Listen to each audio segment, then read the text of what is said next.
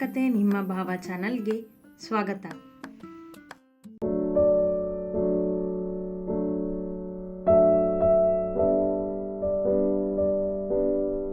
ಮೂರ್ತಿನ ಅವನು ಜೈಲಲ್ಲಿದ್ದಾನೆ ಅಲ್ವಾ ಎಂದ ಭಾರ್ಗವ್ ಆಯುಷ್ಗೆ. ಬಹುಶಃ ನೀನು ಅನ್ಕೊಂಡಿರ್ಬೋದು ಹಾಗೆ ಎಂದ. ಅಂದರೆ ಅರ್ಥವಾಗಲಿಲ್ಲ ಅವನಿಗೆ. ಅಣ್ಣ, ನಿನ್ನ ಜೊತೆ ನಾನು ಬರ್ತೀನಿ ಆಫೀಸ್ಗೆ, ಇಬ್ಬರು ಮಾತಾಡ್ಕೊಂಡು ಹೋಗೋಣ. ಕಂಟಿ, ಅಮ್ಮನಿಗೆ ಹೇಳ್ಬಾ ನಾನು ಅಣ್ಣನ ಜೊತೆ ಹೋಗ್ತಿದ್ದೀನಿ ಅಂತ ಎಂದ ಆಯುಷ್ ಕಾರ್ ಡ್ರೈವ್ ಮಾಡಲು ಕುಳಿತ. ಹಾಂ ಅಣ್ಣ ಎಂದ ಕಂಟಿ ಮನೆಯ ಒಳಗೆ ಓಡಿದ. ಭಾರ್ಗವ್ ಆಯುಷ್ನ ಪಕ್ಕದಲ್ಲಿ ಕುಳಿತ ಕಾರ್ ಹತ್ತಿ. ಭಾರ್ಗವನಿಗೆ ತೊಂದರೆ ಇದೆಯಲ್ಲವೇ, ಹಾಗಾಗಿ ಆಯುಷ್ ಭಾರ್ಗವನ ಜೊತೆ ಹೋಗುವ ನಿರ್ಧಾರ ಮಾಡಿದ. ಆಯು, ಆ ಮೂರ್ತಿ ಹೇಗೆ ಇದನ್ನಲ್ಲ ನನಗೆ ಅರ್ಥ ಆಗ್ತಿಲ್ಲ. ನಿನಗೆ ಅವನ ಮೇಲೆ ಯಾಕೆ ಡೌಟ್ ಬಂತು ಅಂತ ಎಂದ ಭಾರ್ಗವ್. ಶ್ರಾವತಿಯವರಿಗೆ ಹೇಳಿ ಬಂದ ಕಂಟಿ ಕಾರ್ ಹತ್ತಿ ಕುಳಿತ ಅವರ ಹಿಂದೆ. ಆಯುಷ್ ಕಾರ್ ಸ್ಟಾರ್ಟ್ ಮಾಡಿದ. ಅಣ್ಣ, ಆ ಮೂರ್ತಿ ಜೈಲಲ್ಲಿದ್ದಾನೋ ಅಥವಾ ಬಿಡುಗಡೆ ಆಗಿದ್ದಾನೋ ತಿಳ್ಕೊಂಬೊದ್ಲು ಎಂದ ಆಯುಷ್ ಕಾರನ್ನು ಮನೆಯ ಗೇಟ್ ದಾಟಿಸುತ್ತಾ. ಆಯು, ಅವನ ಮೇಲೆ ಯಾಕೆ ಡೌಟ್ ನಿನಗೆ, ಮೊದಲು ಹೇಳು ಕೇಳಿದ ಭಾರ್ಗವನಿಗೆ ಆಯುಷ್ ಯೋಚನೆ ಅರ್ಥವಾಗಿರಲಿಲ್ಲ. ಅಣ್ಣ, ಆ ಪತ್ರಗಳನ್ನ ಒಂದ್ಸರಿ ಗಮನಿಸು ನೀನು ಎಂದ ಆಯುಷ್ ದಾರಿ ನೋಡುತ್ತಾ. ಭಾರ್ಗವ್ ಅಲ್ಲಿಯೇ ಮುಂದಿದ್ದ ಪತ್ರಗಳನ್ನು ಹಿಡಿದು ಮತ್ತೊಮ್ಮೆ ಓದಿದ.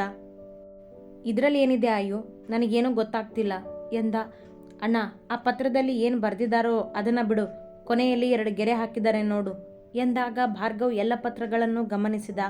ಆ ಅನಾಮಿಕ ವ್ಯಕ್ತಿ ಬರೆದಿದ್ದ ಎಲ್ಲ ಪತ್ರಗಳ ಕೊನೆಯಲ್ಲೂ ಅಡ್ಡಗೆರೆ ಇದ್ದವು. ಹಾಂ, ಎಲ್ಲದರಲ್ಲೂ ಕೊನೆಯಲ್ಲಿ ಅಡ್ಡಗೆರೆ ಇದೆ. ಆ ಥರ ಗೆರೆ ಹಾಕೋ ರೂಢಿ ಇದ್ದಿದ್ದು ಮೂರ್ತಿಗೆ ಅಣ್ಣ. ನೆನಪಿದ್ಯಾ ನಿನಗೆ? ಕಾಲೇಜ್ ಡೇಸ್ನಲ್ಲಿ ಅವನು ಏನೇ ಬರೆದ್ರೂ ಇದೇ ಥರ ಕೊನೆಯಲ್ಲಿ ಅಡ್ಡಗೆರೆ ಹಾಕ್ತಿದ್ದ. ಆಗ ನಾವು ಅವನಿಗೆ ಯಾವಾಗಲೂ ಅಡ್ಲೈನ್ ಹೊಡಿತೀಯಲ್ಲೋ ಅಂತ ರೇಗಿಸ್ತಿದ್ವಿ ಜ್ಞಾಪಿಸಿದ ಆಯುಷ್. ಆ ಪತ್ರಗಳನ್ನೆಲ್ಲ ನೋಡಿದಾಗಲೇ ಅವನಿಗೆ ಅನುಮಾನ ಮೂಡಿತ್ತು. ಅದನ್ನೇ ಹೇಳಿದ ಭಾರ್ಗವನಿಗೆ. ತಕ್ಷಣ ಎಲ್ಲವೂ ನೆನಪಾದಾಗ ಎಸ್ ಎಂದ ಭಾರ್ಗವ್ ಮತ್ತೊಮ್ಮೆ ಪತ್ರಗಳನ್ನು ನೋಡುತ್ತಾ. ಅಂದರೆ ಇದೆಲ್ಲ ಮಾಡ್ತಿರೋದು ಮೂರ್ತಿನೇ ಎಂದ. ಇರಬಹುದು ಅಣ್ಣ, ಕನ್ಫರ್ಮ್ ಇಲ್ಲ. ಅವನು ಜೈಲಲ್ಲಿ ಇದ್ದಾನೆ ಅಂತ ನಮಗೆ ಗೊತ್ತಿದೆ, ಆದರೆ ಈಗ ಇದಾನೋ ಇಲ್ವೋ ಗೊತ್ತಿಲ್ವಲ್ಲ, ರಿಲೀಸ್ ಆಗಿದ್ರೂ ಆಗಿರಬಹುದು ಎಂದ ಆಯುಷ್. ಲೆಟ್ ಮಿ ಚೆಕ್ ಎಂದ ಭಾರ್ಗವ್ ತನ್ನ ಪರಿಚಯ ಇದ್ದ ಕಮಿಷನರ್ಗೆ ಕರೆ ಮಾಡಿ ಮೂರ್ತಿ ಎನ್ನುವ ವ್ಯಕ್ತಿ ಜೈಲಲ್ಲಿ ಇರುವನೋ ಅಥವಾ ರಿಲೀಸ್ ಆಗಿರುವನೋ ಎಂದು ತಿಳಿದುಕೊಂಡು ಹೇಳಲು ಹೇಳಿದ.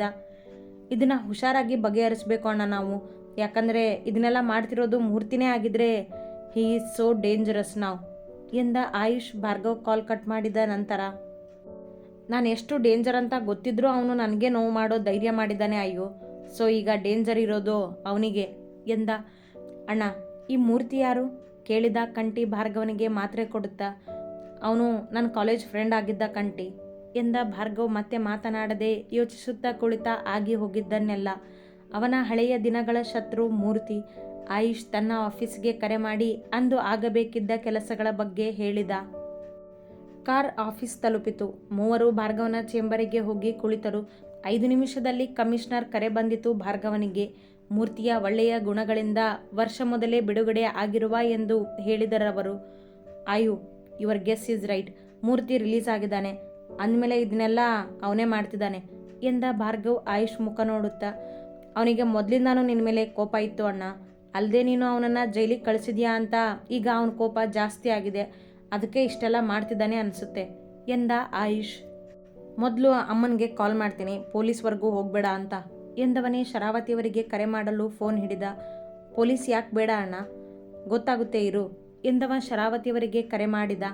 ಅವರು ಕಾಲ್ ರಿಸೀವ್ ಮಾಡುತ್ತಿದ್ದಂತೆ, ಅಮ್ಮ, ನನಗೆ ತೊಂದರೆ ಮಾಡೋದಕ್ಕೆ ನೋಡ್ತಿರೋರು ಯಾರು ಅಂತ ಗೊತ್ತಾಯಿತು, ನೀವು ಕಮಿಷನರ್ ಜೊತೆ ಮಾತಾಡ್ಬಿಡಿ ಅಮ್ಮ, ಪೊಲೀಸ್ ಕಂಪ್ಲೇಂಟ್ ಎಲ್ಲ ಬೇಡ ಎಂದ. ಯಾರು ಇದನ್ನೆಲ್ಲ ಮಾಡ್ತಿರೋದು ತಿಳಿದುಕೊಳ್ಳಲು ಕೇಳಿದರು ಶರಾವತಿ.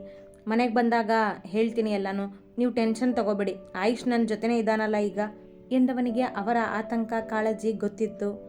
ಸರಿ, ಹುಷಾರು ಎಂದವರು ಕಾಲ್ ಕಟ್ ಮಾಡಿದರು. ಅಣ್ಣ, ಈ ಮೂರ್ತಿ ಯಾರು, ಅವನ್ಯಾಕೆ ಜೈಲಿಗೆ ಹೋಗಿದ್ದ, ನಿಮ್ಮೇಲೆ ಯಾಕೆ ಕೋಪ ಅವನಿಗೆ, ನನಗೆ ಒಂದು ಅರ್ಥ ಆಗ್ತಿಲ್ಲ ಅಣ್ಣ ಎಂದ ಕಂಟಿ. ಅವನ ಪ್ರಶ್ನೆಗೆ ಉತ್ತರ ಕೊಡಲು ಭಾರ್ಗವ್ ತನ್ನ ಕಾಲೇಜಿನ ದಿನಗಳನ್ನು ಕ್ಷಣ ನೆನಪಿಸಿಕೊಂಡ. ಅದೆಲ್ಲ ಗೊತ್ತಾಗುತ್ತೆ ಕಂಟಿ, ಆದರೆ ಅದಕ್ಕೂ ಮೊದಲು ನಾನು ಹೇಳೋ ಕೆಲಸ ಮಾಡು ನೀನು ಎಂದವ ಅವನೇನು ಮಾಡಬೇಕೆಂದು ವಿವರಿಸಿದ. ಮೂರ್ತಿಯನ್ನು ಹಿಡಿಯುವ ಯೋಜನೆ ಹೂಡಿದ. ಕಂಟಿ ಅವ ಹೇಳಿದಂತೆ ಮಾಡಲು ಒಪ್ಪಿ ಹೊರ ನಡೆದ. ನಿನ್ನ ಈ ಪ್ಲ್ಯಾನ್ ಅರ್ಥ ಆಗಲಿಲ್ಲ ಅಣ್ಣ ನನಗೆ ಕೇಳಿದ ಆಯುಷ್. ಅದೇ ಸಮಯಕ್ಕೆ ಆಫೀಸಿನ ಸಹಾಯಕ ಇಬ್ಬರಿಗೂ ತಿಂಡಿ ತಂದಿಟ್ಟು ಹೋದ. ಕಂಠಿ ವ್ಯವಸ್ಥೆ ಮಾಡಿದ್ದ. ಭಾರ್ಗವನ ಕಾಳಜಿ ತಪ್ಪಿಸುವುದಿಲ್ಲ ಅವ. ಇಲಿ ತಾನಾಗಿಯೇ ಬೋನಿಗೆ ಬಂದು ಬೀಳ್ಬೇಕಂದ್ರೆ ಒಂಚೂರು ಅದಕ್ಕಿಷ್ಟ ಇರೋ ತಿಂಡಿನ ರುಚಿ ತೋರಿಸ್ಬೇಕಲ್ಲ ಅಯ್ಯೋ ಎಂದ ಭಾರ್ಗವ್ ತಿಂಡಿ ತಿನ್ನಲು ಕುಳಿತ.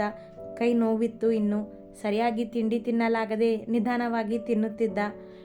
ಅವನ ಒದ್ದಾಟ ಕಂಡ ಆಯು, ಮನೆಯಲ್ಲೇ ತಿಂಡಿ ತಿಂದಿದ್ರೆ ಪೂರ್ಣ ನಿನಗೆ ತಿನ್ನಿಸ್ತಿದ್ರು, ಇಷ್ಟು ಒದ್ದಾಟ ಇರ್ತಿರ್ಲಿಲ್ಲ ಎಂದ. ಆಗ ನೆನಪಾದಳವನಿಗೆ ಪೂರ್ಣ. ಆದರೂ ಮಾತನಾಡದೆ ತಿಂಡಿ ತಿನ್ನುತ್ತಿದ್ದ. ಈ ನಿನ್ನ ಗಾಯ ಎಲ್ರಿಗೂ ಗೊತ್ತಾಗೋ ಹಾಗೆ ಮಾಡಿದ್ದು ಪೂರ್ಣ ಅಂತ ಕೋಪ ಅಲ್ವಾ ನಿನಗೆ ಅವ್ರ ಮೇಲೆ ಕೇಳಿದ ಆಯುಷ್ ತಿಂಡಿ ತಿನ್ನುತ್ತಾ. ಅಮ್ಮನಿಗೆ ಗೊತ್ತಾಗಬಾರ್ದಿತ್ತು ಆಯು ಇದೆಲ್ಲ, ನೋಡು ಸುಮ್ಮನೆ ಟೆನ್ಷನ್ ಮಾಡ್ಕೋತಿದ್ದಾರೆ ಎಂದ. ಅಮ್ಮನ ಕಾಳಜಿ ನಿನಗೆ ಅರ್ಥ ಆಗುತ್ತೆ, ಪೂರ್ಣ ಕಾಳಜಿ ಅರ್ಥ ಆಗಲಿಲ್ವಾ? ಅವರು ನಿನ್ನ ಕೈಗಾದ ಗಾಯ ನೋಡಿ ಹೆದರಿದ್ದಾರೆ ಅಣ್ಣ, ಅದಕ್ಕೆ ಭಯದಲ್ಲಿ ಎಲ್ರಿಗೂ ಹೇಳಿದ್ದಾರೆ. ನೀನು ಅವ್ರ ಜಾಗದಲ್ಲಿ ಒಮ್ಮೆ ನಿಂತ್ಕೊಂಡು ಯೋಚನೆ ಮಾಡು, ಅವ್ರ ತಪ್ಪೇನಿಲ್ಲ ಇದರಲ್ಲಿ ಎಂದ ಅವನಿಗೆ ಅರ್ಥ ಮಾಡಿಸಲು. ಅವನ ಮಾತು ಸರಿ ಎನ್ನಿಸಿತು ಭಾರ್ಗವನಿಗೆ. ಚಿಕ್ಕಂದಿನಿಂದಲೂ ಆಯುಷ್ ಅವನನ್ನು ಸಂಭಾಳಿಸುತ್ತಲೇ ಬಂದಿರುವ ಅವ. ಅದು ನಿಜಾನೇ, ಒಂದು ವೇಳೆ ಅವಳು ನಿಮಗೆಲ್ಲ ಇದನ್ನು ಹೇಳದೇ ಇದ್ದಿದ್ರೆ ಈಗ ಇದನ್ನೆಲ್ಲ ಮಾಡ್ತಿರೋದು ಮೂರ್ತಿನೇ ಅಂತ ನಮಗಾದರೂ ಹೇಗೆ ಗೊತ್ತಾಗ್ತಿತ್ತು ಎಂದ ತಾನೇ ಯೋಚಿಸಿ. ಎಲ್ಲನೂ ನಿನಗೆ ಗೊತ್ತೇ ಇದೆಯಲ್ಲ ಅಣ್ಣ ಎಂದ ಆಯುಷ್. ಒಂದೊಂದು ಸಾರಿ ನಾನು ಅತಿಯಾಗಿ ಆಡ್ತೀನಿ ಅಲ್ವಾ ಆಯು, ಆ ಶುಗರ್ಲೆಸ್ ಮೇಲೆ ಸುಮ್ಮನೆ ರೇಗ್ಬಿಟ್ಟೆ ಎಂದವರ ಮಾತುಗಳು ಸಹಜವಾಗಿ ಸಾಗಿದ್ದವು. ಈಗ ಅವರಿಗೂ ನಿನ್ನ ಮೇಲೆ ಕೋಪ ಬಂದಿರುತ್ತೆ. ಕಾಡಿಸಲು ನಿಂತ ಆಯುಷ್. ಅವಳು ಕೋಪನ ಬೇಗ ತಣ್ಣಗೆ ಮಾಡಬಹುದು, ಸಾರಿ ಕೇಳಿದರೆ ಎಲ್ಲನೂ ಮರೆತು ಬಿಡ್ತಾಳೆ, ಒಳ್ಳೆ ಹುಡುಗಿ ಆಯು ಅವಳು ಎಂದ ತಿಂಡಿ ತಿನ್ನುತ್ತಲೇ. ಒಂದು ಸಾರಿಗೋಸ್ಕರ ಕಿತ್ತಾಡ್ತಿದ್ದೀರಿ ಇಬ್ಬರು.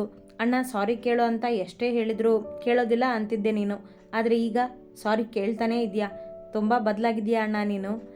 ಹಾಗೇನಿಲ್ಲ ಅಯ್ಯೋ ಎಂದವ ಒಪ್ಪಿಕೊಳ್ಳಲು ಹಿಂಜರಿದ. ಅಣ್ಣ ಮತ್ತ್ಯಾಕೆ ಈ ನಾಟಕ? ನೀನು ಪೂರ್ಣನ ಪ್ರೀತಿಸಿದ್ಯಾ ಅಂತ ನನಗೆ ಚೆನ್ನಾಗಿ ಗೊತ್ತು, ನಿನ್ನೆ ನೀನೇ ಅದನ್ನು ಒಪ್ಕೊಂಡಿದ್ಯಾ, ಈಗ ಮತ್ತೆ ಸುಳ್ಳಾಡಬೇಡ ಎಂದವ ತಿಂಡಿ ತಿಂದು ಮುಗಿಸಿದ. ಅವನತ್ತ ನೋಡಲು ನಾಚಿದ ಭಾರ್ಗವ್. ಇದನ್ನು ಯಾರಿಗೂ ಹೇಳಬೇಡ ಆಯು, ಆ ಶುಗರ್ಲೆಸ್ಗೆ ಗೊತ್ತಿಲ್ಲ ಇದೆಲ್ಲ ಎಂದ. ಆಯುಷ್ ಮುಂದೆ ಇನ್ನೂ ಮುಚ್ಚಿಡಲಾಗಲಿಲ್ಲ ಅವನಿಗೆ. ನಿಮ್ಮಿಬ್ಬರ ಮಧ್ಯೆ ಏನೋ ಇದೆ ಅನ್ನೋ ನನ್ನ ನಂಬಿಕೆ ಸುಳ್ಳಾಗಲಿಲ್ಲ ಅಣ್ಣ. I am happy for you ಎಂದ ಖುಷಿಯಿಂದ. ಅವಳು ಅಂದರೆ ನನಗಿಷ್ಟ ಆಯು, ಐ ಲವ್ ಹರ್. ಅವಳ ಮೇಲೆ ನನಗೆ ಪ್ರೀತಿ ಆಗಿದೆ ಅಂತ ನನಗಿಂತ ಮೊದಲು ನಿನಗೆ ಗೊತ್ತಿತ್ತು ಅಲ್ವಾ ಎಂದ ಭಾರ್ಗವ್. ಆಯುಷ್ ಮುಗುಳ್ನಕ್ಕ. ಅವಳಿಗಿನ್ನೂ ನಾನು ನನ್ನ ಪ್ರೀತಿ ಬಗ್ಗೆ ಹೇಳಿಲ್ಲ, ಮೊದಲು ಅವಳಿಗೆ ನನ್ನ ಭಾವನೆಗಳನ್ನ ಅರ್ಥ ಮಾಡಿಸಿ ಆಮೇಲೆ ಪ್ರೀತಿ ಹೇಳ್ತೀನಿ. ನಾನು ಪ್ರೀತಿ ಮಾಡ್ತಿದ್ದೀನಿ ಅಂತ ಹೇಳಿದ ಮೇಲೂ ಅವಳು ನಿರಾಕರಿಸಬಾರ್ದಲ್ಲ. ಅವಳು ನನ್ನನ್ನು ಒಪ್ಕೊಳ್ಳದೇ ಇದ್ದರೆ ನನಗೆ ತುಂಬ ಹರ್ಟ್ ಆಗುತ್ತೆ ಎಂದ ತನ್ನ ಮನದಲ್ಲಿನ ಪ್ರೀತಿಯ ಬಗ್ಗೆ ಹೇಳುತ್ತಾ. ಆ ಥರ ಏನೂ ಆಗೋದಿಲ್ಲ ಅಣ್ಣ, ಹೇಳಬೇಕಂದ್ರೆ ಪೂರ್ಣಂಗೂ ನಿನ್ನ ಮೇಲೆ ಫೀಲಿಂಗ್ಸ್ ಇದೆ, ಖಂಡಿತ ಅವರು ನಿನ್ನ ಪ್ರೀತಿನ ಒಪ್ಕೋತಾರೆ, ತಡ ಮಾಡಬೇಡ, ನಿನ್ನ ಪ್ರೀತಿನ ಹೇಳ್ಕೊ ಎಂದ.